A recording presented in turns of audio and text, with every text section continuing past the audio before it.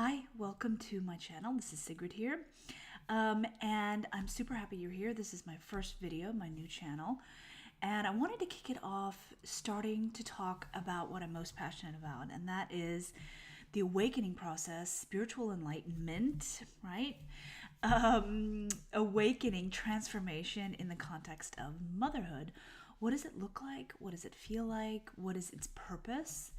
And yeah, how we can my biggest passion is to create a space where moms can understand what's going on in terms of their own spiritual evolution. It's not just a spiritual evolution, it's also an emotional maturity. And that is what's happening for many, many women. And when I speak about awakening, the word awakening, it really means when a person, and I'm speaking about women here, so we'll talk about you, mom, when you begin to sense a rising within you, a rising in your authenticity, in your integrity, in your sovereignty. I love those words because they're really, they can connotate this amazing falling away of things that no longer serve us, and that is relationships, our images, our expectations, our beliefs, conditions that we were very attached to, all those things that are beginning to fall away. We're beginning to question who we really are in the context of our life. We're starting to really tap into a sense, an inner sense, that we are more than this physical body in this physical 3D world. We're starting to sense that there is more to it than that. And so how does that look in motherhood? Because the truth is that any transformation is messy. It's a little bit discombobulating. And when we're moms, it can be a little frightening. And for a lot of moms, it can actually inhibit our spiritual transformation, meaning we think that we can't dive deep. Because if we dive deep, then we're simply going to collapse and we won't be able to get up in the morning and make breakfast and get the kids off to school. And I just wanted to talk a little bit about, how it looked for me. And I want to encourage you to see this as really fertile ground, really beautiful, fertile ground. The thing that I, in a way, am passionate about offering to the world is this safe space. I call myself a spiritual midwife because I no longer believe in the concept of an expert. I believe that the era of experts is dying, and what is on the rise is people like me who are passionate about holding space, who have gone the distance, who have a perspective that includes a wider understanding of what is actually happening to many of us, why our lives feel so difficult, why suffering has just been cranked up in our lives, what it all means, because it actually has a deeper meaning. It isn't just pushing you to the edge to push you to the edge because there's proof that you're not worthy or you're not enough. It is that, but it's also something much grander, much more magnificent. So I offer that space for people to fall apart and then rise in their authenticity. So let's talk a little bit about motherhood and awakening. So those of you that have been following me know that I'm open about my life, and I love to use my life as an illustration to relate to what many of us are going through, because it's not, you haven't gone through what I've gone through, but many of the challenges and the frustrations within those challenges are very similar. So, I've been on a spiritual journey since I can remember. I mean, it really kicked off for me when I was 19, and I was sitting on an airplane. I think I was either coming or going from Norway. I can't remember. And I was reading a book called Living in the Light by Shakti Gawain. And I realized everything clicked, this big light bulb moment where I realized I had an inner voice. There was another part of me, a wider, a more expansive part of me that actually had access to wisdom. That this was a natural part of me. It was covered up, and when I saw it, it was just like, utter celebration. And it just pushed me into many phases of transformation in my life. But the real kicker for me came about 3 years ago when my daughter was diagnosed with anorexia and hospitalized, actually. It's something that we're still going through. Eating disorders are not easy, but it was a catalyst for our entire family to begin this really, really, in a way, serious transformation, real serious self-discovery. It required me and my partner to really get honest, really, really honest about things that we had not been clear about. We did not know. I can speak for myself. Let's do that. I was functioning from deep, deep subconscious programming, conditioning. When I look back on my life, I would think most of my decisions had been made based on what I thought was expected of me. Even having children, to a certain degree, was this sort of like next step. Marriage for sure. So when anorexia came around, it was like she required us, literally. Said it. There was something that happened to our daughter when she went through this, and it was actually a deep, deep, deep spiritual awakening for her. She began to have access, or at least to communicate perhaps what had always been there, but access to deep, deep spiritual wisdom, things that were beyond her, capacity of knowing in a rational age related sense. She would be up until 2:00 in the morning, just in a way channeling this insight, and she herself was like, I don't know where this is coming from.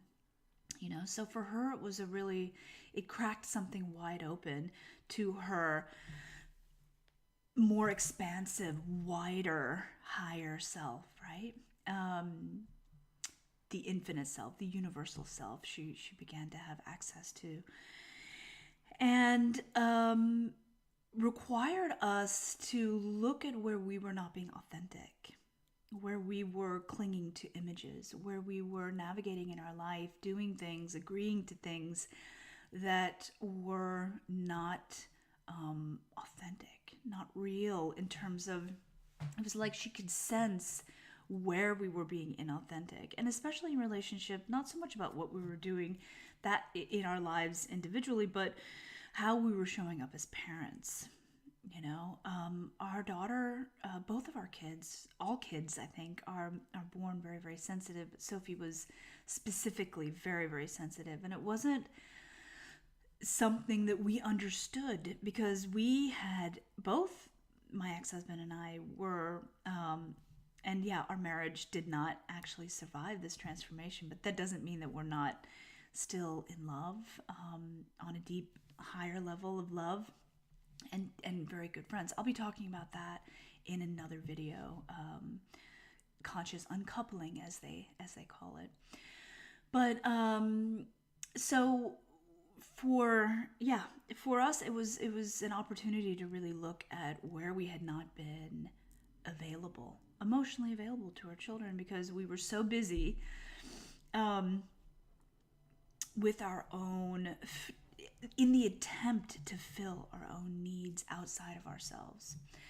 So it has been 3 years of deep exploration, all of us involved in that, all four of us. It's been an amazing journey, and it has allowed me to see where I had been showing up specifically as a victim, parenting as a victim, Meaning, where was I showing up in the belief that I was powerless? And where was I, because victim, the polarity of victim and tyrant are always present together. So when I believe that I'm separate from my universal self, I show up in the world as either a victim or a tyrant. And the tyrant is often something that we have a difficult time being honest about. Because when we are feeling powerless, feeling sort of victimized by chaos or victimized by the moment, not knowing what to do, we often show up as we often use this concept of false power. We use control, we use anger, we use force, we use manipulation to sort of navigate a terrain that we really don't feel powerful in. And another video I'll be doing, we're talking about what true power is. I did a video about that not too long ago, live actually, over on my Facebook page. I'll link that down here. So yeah, I don't remember what I was saying, but the point really is, if you're still watching this, is that motherhood can be just the most amazing place to start getting real, because that is what our kids want more than anything else. They want us to be real. And what is realness? What is realness? What is it that they crave?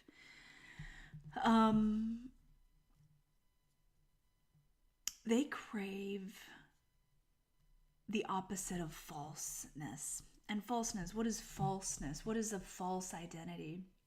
It is this clinging to an external or a conditioned image. It is the, how do you say it? It's the clinging to the illusion of knowing, because we actually really don't know, you know? I mean, and that's a really fascinating thing about parenting, is that I really get a sense, and I've experienced it myself, this arrogance. We feel like just because we have children that it immediately puts us in a position of authority, right? When in truth, most of us that become parents have no freaking idea what we're doing. And I don't care if your kids are grown up. For the most part, we don't know what we're doing. We are winging it, because that's what life actually is, because your mind isn't nearly as powerful as you think it is. And yet parenting is probably the most sublime example of this powerlessness in a relationship. I mean, it requires us, really, really loving parenting really requires us to not know sometimes, to fall into not knowing, and allow life to sort of show us what to do. Our kids, a lot of times our kids are the ones that know how to be parented. I mean, I know my kids are like, I need more of that and less of that. And if we're not open, if we're still attached to this idea of authority and arrogance, we're never going to listen to our children. We're never going to pick up on those subtle cues through our children's behavior that get us curious about what they need more of or what they need less of. So awakening within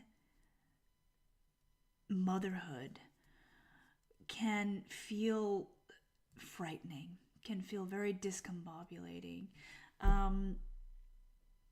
But if you understand a little bit about what is happening, why you're feeling the way you're feeling, it can actually be the most expansive relationship of your life.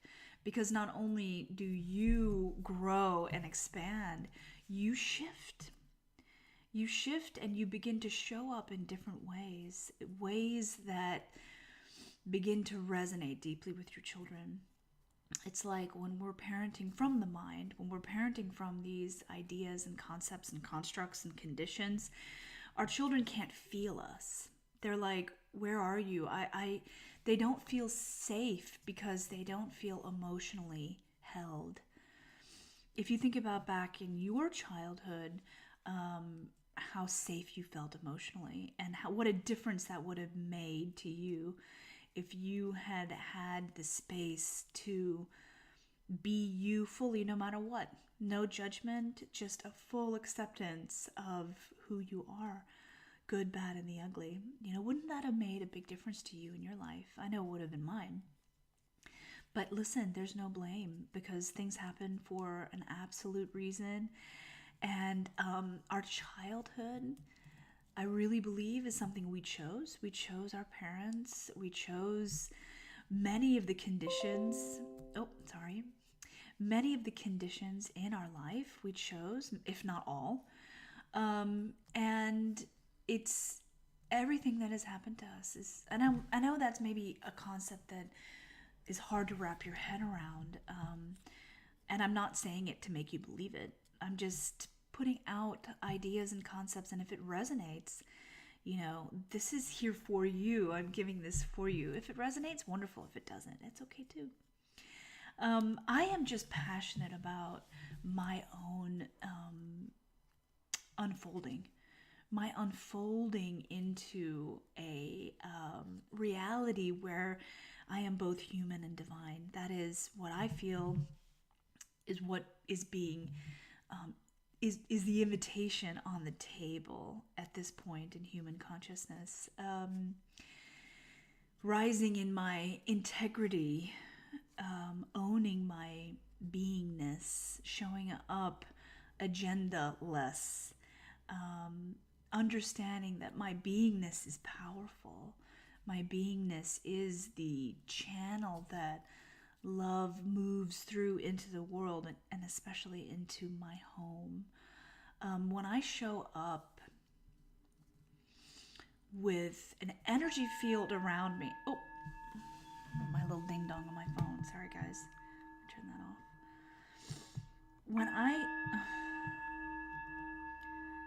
When I show up with an energy field that is clear, so when I have committed to doing the work in terms of processing old wounds, stagnant emotional energy that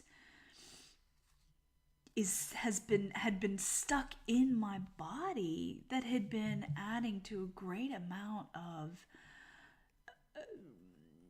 nervous system, fear or trauma, actually is the word I'm looking for. When we don't process the emotional wounds of our past, it lies in our body as trauma, right? And that trauma impacts how we show up as the victim and the tyrant, right? It's all about survival. It's all about protecting ourselves. It's all about getting more of what we need. So I just want this channel, I know I'm talking a lot here, but I want this channel to be a space where I explore what it feels like to transform in the midst of our relationships. And it's not just going to be parenting. It's going to be our family relationships, our partners, friends, relationship with the world, with money, with the 3D world, just all around, like how do we show up? How do we relate? How do we own even our own solitude? Because that's a huge thing for awakening women today, is to really, really protect our energy. We're going to be talking a lot about energy.